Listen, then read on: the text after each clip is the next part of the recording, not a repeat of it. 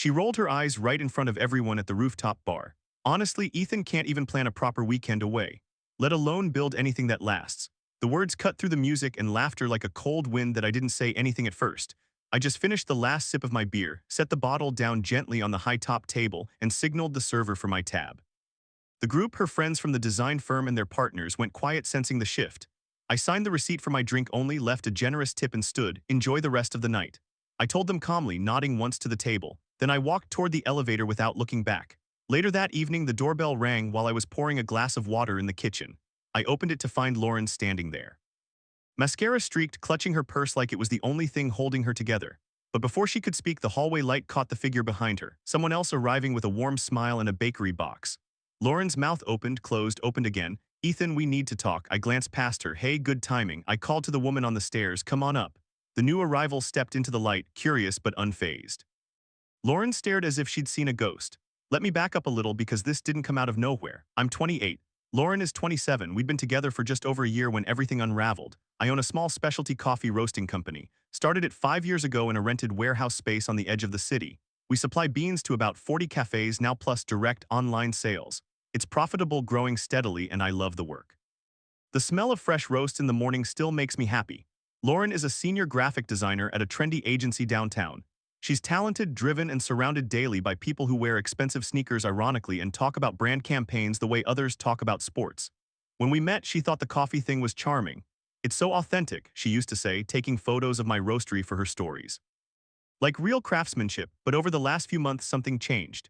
Her new team at work was younger, louder, more image-conscious. They went to launch parties, stayed out late at members-only lounges, and dated men who introduced themselves by their job titles first. Suddenly, my warehouse smelled industrial. My flannel shirts were too Pacific Northwest, and my refusal to lease a flashy office downtown was playing small. We shared my loft apartment, an open, airy space I bought and renovated myself in a converted textile mill, exposed brick, huge windows, rooftop access. Lauren had loved it at first, then her friends started visiting and making little comments. "It's cute," one said, "but imagine living in the new glass tower on 14th. The views are insane." Lauren began echoing them. "It's not about the money, Ethan. It's about energy, about being around ambition." I tried to brush it off. I was busy scaling production, hiring 2 new staff, negotiating a bigger contract with a regional chain.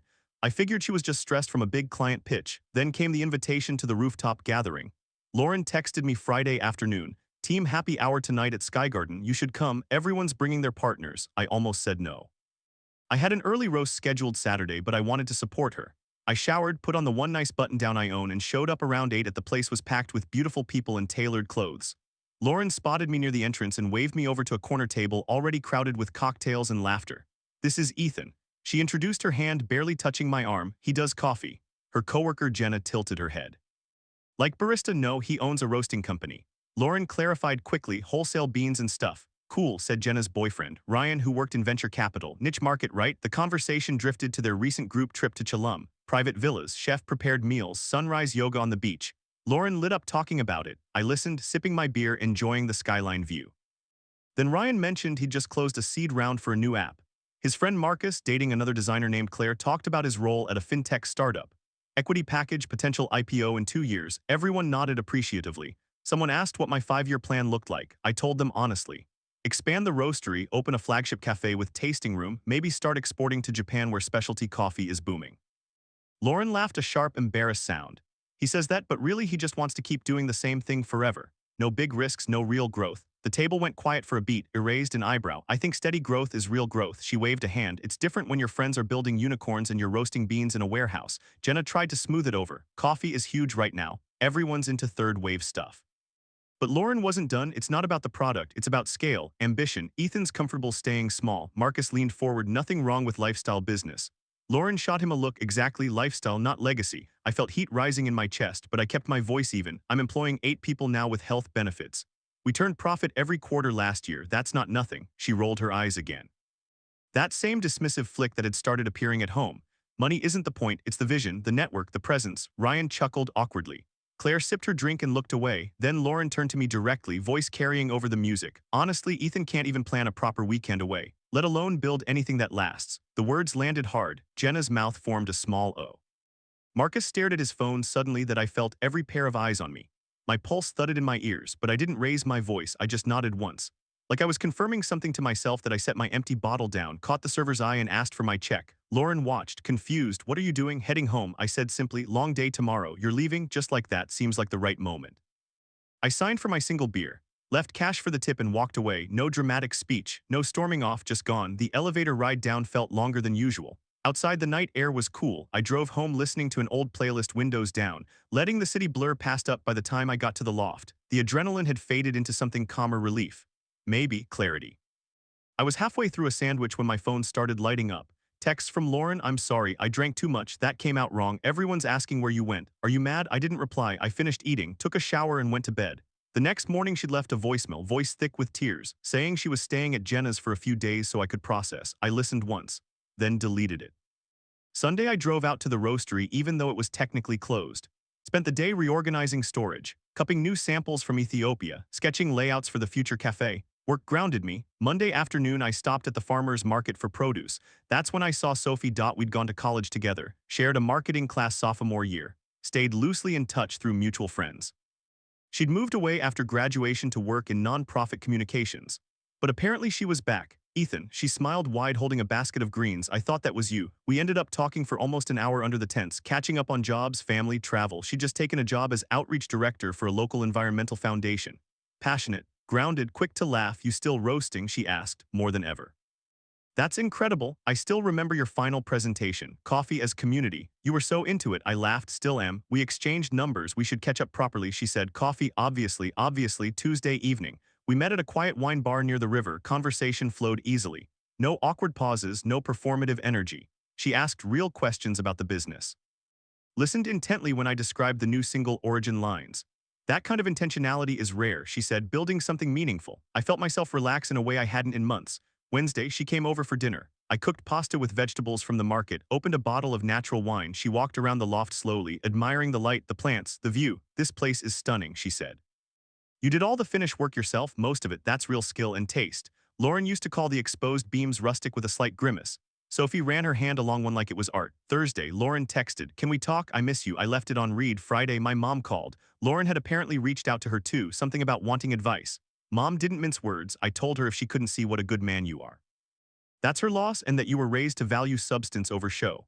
I smiled. Thanks, Mom. Saturday night, Sophie and I went to a concert in the park. Blanket picnic, string lights overhead. She rested her head on my shoulder during the slow songs. Felt easy, right? The following Friday, exactly 2 weeks after the rooftop scene, I was in the kitchen making tea when the intercom buzzed. I assumed it was the takeout I'd ordered with Sophie. We'd planned a movie night and I opened the door without checking the camera.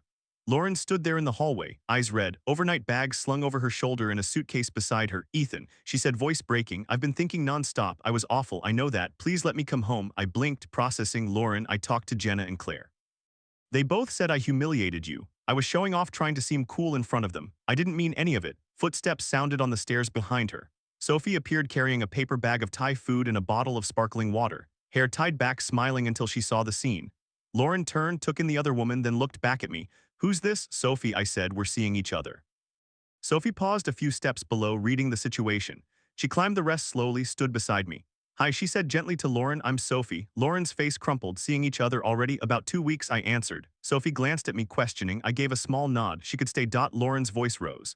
Ethan, we have a year together, a home. You can't just. We had a home, I corrected quietly. You made it clear what you thought of my life, my work, my vision. I was wrong. I see that now. Everyone sees it. I'll tell people how amazing your company is. You'll what? Change your opinion because your friends told you to? Or because you realized the rent downtown is insane without my half? She flinched. Sophie shifted the bag to her other hand. I can come back later if you two need to talk. No, I said, stay. This won't take long. Lauren wiped her eyes. We can fix this. I love you. I looked at her for a long moment. You love the idea of a certain kind of life, one that looks good in photos, but you look down on the life I've built, the one that actually supports us. That's not something you flip overnight. It's not about the money. She started. It never was for me, I said, but it became everything for you. She stood there another minute, tears falling silently. Finally, she picked up her suitcase. I guess I got what I deserved, she whispered. Then she left. Sophie and I went inside. I told her the whole story over pad thai on the couch. She listened without judgment. She diminished something you're proud of. Sophie said when I finished, that's not love, that's insecurity wearing love's clothes. I nodded, feeling the weight lift a little more. 6 weeks have passed since then. Sophie and I are together now, official, steady, happy. She brags about my coffee to anyone who will listen, brings friends to the roastery for tour, posts photos of the new cafe build out with genuine excitement. Lauren tried calling twice more. I didn't answer. Eventually, Jenna reached out through a mutual friend to apologize on behalf of the group. Said Lauren had moved back in with her parents temporarily. Couldn't swing rent on her salary alone in the neighborhood she wanted. Last week, I saw Ryan at a networking event for local entrepreneurs. He came over looking sheepish. Hey man, about that night on the roof, Lauren was way out of line, and honestly, your numbers are impressive. We looked up your roastery afterward. Solid growth. Thanks, I said. Appreciate it. For what it's worth, she's been pretty quiet at work lately. Heaps to herself. I shrugged. Some lessons are expensive. He nodded, understanding. The truth is I don't feel angry anymore. I feel grateful. Grateful I saw the truth before deeper commitments. Grateful for the business I've built with my own hands and choices. Grateful for someone new who looks at my life and says this is beautiful, and means it. Sometimes the clearest endings are the ones that feel quietest in the moment. You pay your tab, walk away, and let the rest sort itself out. And sometimes the best new beginning is waiting just outside the door with Thai food and a kind smile.